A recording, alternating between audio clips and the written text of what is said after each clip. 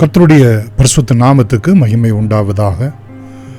இந்த நாளிலும் உங்களுக்கான வேத வார்த்தைக்கு நேராய் உங்களை அன்போடு கூட அழைக்கிறோம். இந்த நாளின் தியானத்துக்கென்று சங்கீதம் புத்தகம் 28ஆம் அதிகாரம் 9வது வசனம். தேவரீர் உமது ஜனத்தை ரட்சித்து உமது சுதந்திரத்தை ஆசீர்வதியும், அவர்களை போஷித்து அவர்களை என்றென்றைக்கும் உயர்த்தி அருளும். பிரியமானவர்களே, சங்கீதக்காரனாகிய தாவீது ஒரு ஆசீர்வதிக்கப்பட்டவன். அவனுடைய ஆளுகை பொற்காலம் நிறைந்தது. அவனுடைய காரியங்கள் எல்லாவற்றிலும் கர்த்தர் அவனோடு கூட இருந்து ஆசீர்வதித்தார், நடத்தினார். அவனுடைய காரியங்கள் எல்லாம் சித்தி பெற்றது, ஜெயம் பெற்றது என்பதற்கான ரகசியம் என்ன என்று சொன்னால், அவன் ஆண்டவருடைய சமூகத்தை நோக்கி ஒவ்வொரு நாளும் ஜெபிக்கிற ஜெபங்களிலே நாம் பார்ப்போம் என்றால், ஆண்டவரே நீர் எங்களை ரட்சியும், ஆசீர்வதியும், எங்களை போஷியும், எங்களை உயர்த்தும் என்று சொல்லி ஆண்டவரை ஒவ்வொரு நாளும் அவன் கேட்டுக்கொண்டே இருந்தான். வேதத்திலே நாம் பார்க்கிறோம், இம்மைக்காக மாத்திரம் கிறிஸ்து இயேசுவின் மேல் நம்பிக்கை உள்ளவர்களாய் இருப்போம் என்றால் மற்ற யாவரையும் பார்க்கலும் பரிதபிக்கப்படத்தக்கவர்கள் என்று.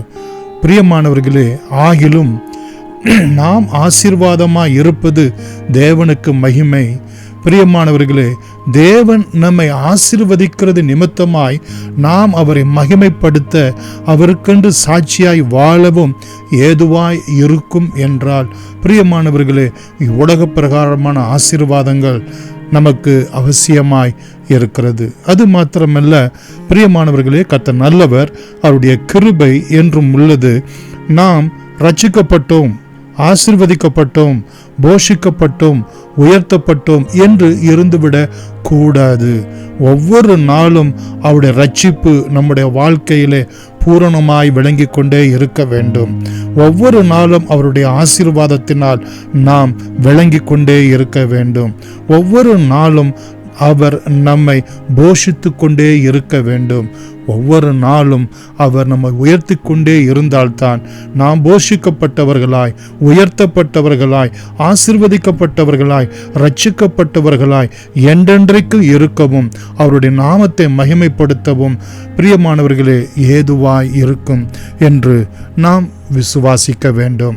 கர்த்தர் நல்லவர், அவருடைய கிருபை என்றும் உள்ளது. பிரியமானவர்களே, இங்கே தேவரீர் உமது ஜனத்தை ரட்சித்து அவர்களை உயர்த்தியருளும் என்று அவனுடைய வேண்டுதலிலே நாம் பார்க்கிறோம். பிரியமானவர்களே, எப்படியெல்லாம் ரட்சித்து உயர்த்த வேண்டும் என்று அவன் விரும்புகிறான் என்று சொல்லி வேதத்திலே நாம் பார்ப்போம் என்று சொன்னார்.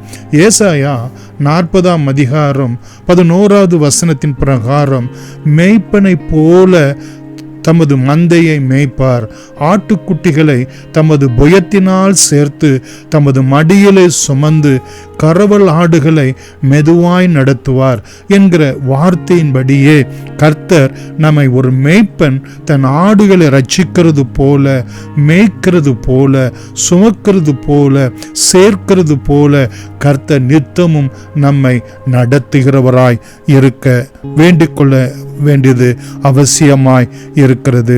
அது மாத்திரமல்ல, சங்கீதம் 29ஆம் அதிகாரம், கர்த்தர் நல்லவர், அவருடைய கிருபை என்றும் உள்ளது. 11வது வசனத்திலே நாம் பார்ப்போம் என்று சொன்னால், சங்கீதங்களின் புத்தகம் 29ஆம் அதிகாரம் 11வது வசனத்திலே, கர்த்தர் தமது ஜனத்துக்கு பலன் கொடுப்பார், கர்த்தர் தமது ஜனத்திற்கு சமாதானம் அருளி அவர்களை ஆசீர்வதிப்பார் என்று அங்கே சொல்லப்பட்டிருக்கிறதை நாம் பார்க்கிறோம். நமக்கு பலனும் சமாதானமும் நித்தமும் அருளி அவர் நம்மை ஆசீர்வதிக்க வேண்டும். மாத்திரமல்ல, சங்கீதம் 23ஆம் அதிகாரம் 1 முதல் 4 வரைக்குள்ள வசனங்களிலே, நீர் என் மேய்ப்பராயிரும், நான் எந்த விதத்திலும் தாழ்ச்சி அடைய மாட்டேன், என்னை மேய்க்கிற மேய்ப்பராய் இருக்க உம்முடைய கரத்திலே என்னை ஒப்பு கொடுக்கிறேன். நீர் என்னை புல்லுள்ள இடங்களிலே மேய்த்தருளும், அமர்ந்த தண்ணீர் அண்டையிலே என்னை கொண்டு போய் விடும்.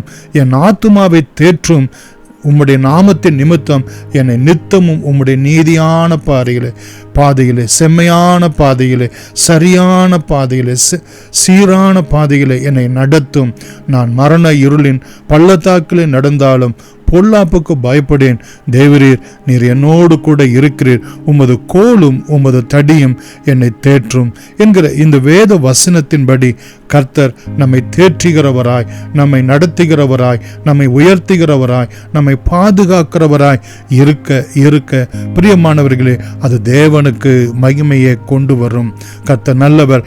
நாமும் தேவனை நித்தமும் மகிமைப்படுத்த நம்முடைய ஆவிக்குரிய ஆசீர்வாதங்களினாலே, நம்முடைய சரீர பிரகாரமான ஆசீர்வாதங்களினாலே, நல்ல ஆவிக்குரிய ஆசீர்வாதங்களினாலே, உலக பிரகாரமான ஆசீர்வாதங்களினாலே நாம் தேவனை மகிமைப்படுத்துவதற்கு ஏதுவாய் இருக்கும். ஆதலால் ஆண்டவருடைய சமூகத்தை நோக்கி நாம் ஜெபிப்போம். ஆண்டவரே, உம்முடைய கரத்திலே என்னை தாழ்த்தி ஒப்பு கொடுக்கிறேன் அப்பா. எங்கள் ஆண்டவரும் இரட்சகருமாகிய இயேசு கிறிஸ்துவின் நாமத்தினாலே உம்முடைய சுதந்திரமாகிய, உம்முடைய பொக்கிஷமாகிய, உம்முடைய சம்பத்தாகிய எங்களை ஆண்டவரே நீர் ஆசீர்வதிப்பீராக. உம்முடைய மந்தையாகிய எங்களை ஒரு மேய்ப்பனை போல நல்ல புல்வெளிகளிலே எங்களை ஆவிக்குரிய பிரகாரமாக, சரீர பிரகாரமாக நல்ல மேய்ச்சலை கண்டடைய எங்களுக்கு கிருபை செய்யும். ஆண்டவரே தகப்பனே, எங்களை நித்தமும் உயர்த்தும்படியாய், நித்தமும் எங்களை கேர் பண்ணி நடத்தும்படியாய், நித்தமும் எங்களை மேன்மைப்படுத்தி நடத்தும்படியாய், எங்களை ஒவ்வொரு நாளும் உம்முடைய கரத்திலே சுமந்து எங்களை நடத்தும்படியாய் உம்முடைய பாதத்தில் நாங்கள் ஜெபிக்கிறோம். அது உமக்கு மகிமையை கொண்டு வரும், அது உமக்கு மேன்மையை கொண்டு வரும். ஆண்டவரே, நாங்கள் ஆசீர்வாதமாய் இருப்பது உமக்கு அது மேன்மை. ஆண்டவரே, நாங்கள் எந்த நிலைமையில இருந்தாலும் எங்களுடைய மனம் ரம்யமாய் இருக்கவும் கற்றுக்கொள்ள கர்த்தர் நித்தமும் அனுகிரகம் செய்தருளும்படி இயேசுவின் நாமத்தில் நன்றியோடு கூட வேண்டுகிறோம். எங்கள் ஜீவனும் இரக்கம் உள்ள அன்பின் பிதாவே, ஆமேன். God bless you.